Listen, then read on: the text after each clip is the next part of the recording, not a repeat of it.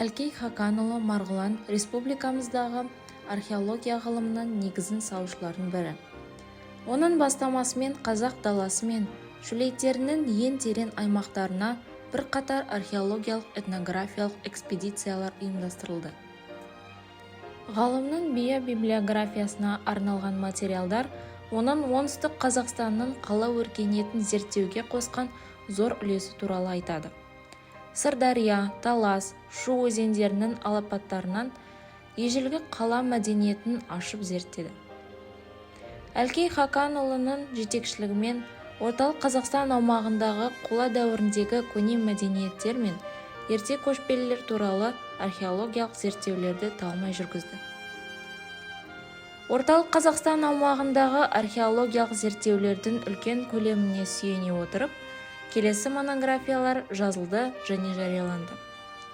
Орталық Қазақстанның ежелгі мәдениеті, Орталық Қазақстанның Беғазы Дәндібаев мәдениеті және ежелгі заманның бүгінгі күнге дейінгі Қазақ КСР тарихы 5 томдығы, Шоқан мұрасының көп жылдық зерттеуіне жалғасы Шоқан және Манас монографиясы болды. 1940-1941 жылдары Әлкей Марғұлан оннан астам ғылыми еңбек жазды.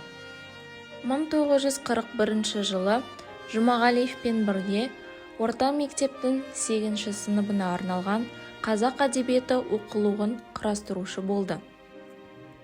Қазақстандағы орта ғасырлық сәулет өнерінің тарихына арналған іргелі еңбектің авторларымен бірігіп, орталық Қазақстандағы Беғазы мәдениеті, оның бастаулары мен соңғы кезеңі, ежелгі жыр аңыздар атты ірі монографиялар жазды.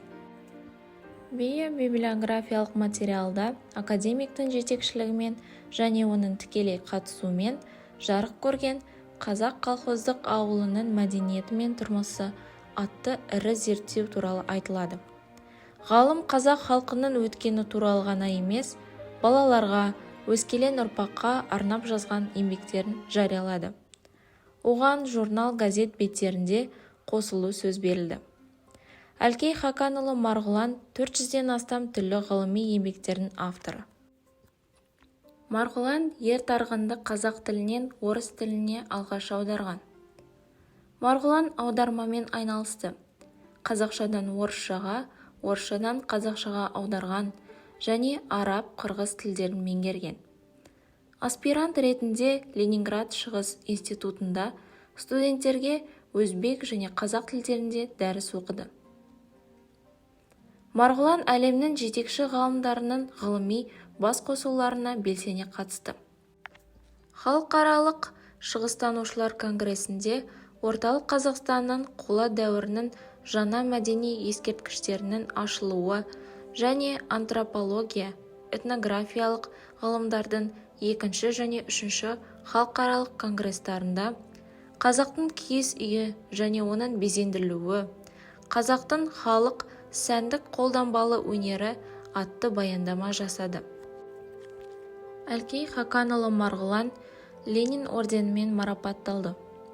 Еңбек және халықтар достығы ордендермен 1941-1945 жылдардағы Ұлы Отан соғысындағы ерен еңбегі үшін, Қазақ КСР кеңесінің ерен еңбегі үшін, КСРО және Қазақ КСР ғылымының академиясы президиумының Қазақстан комсомолы орталық комитетінің құрмет грамоталарымен марапатталған. 1961 жылы оған Қазақ КСР-ның еңбек сіңірген ғылым қайраткері атағы берілді. Көп томдық тарихтың жетекші авторларының бірі ретінде Әлкей Хақанұлы 1982 жылы Қазақ КСР мемлекеттік сыйлығының лауреаты атанды.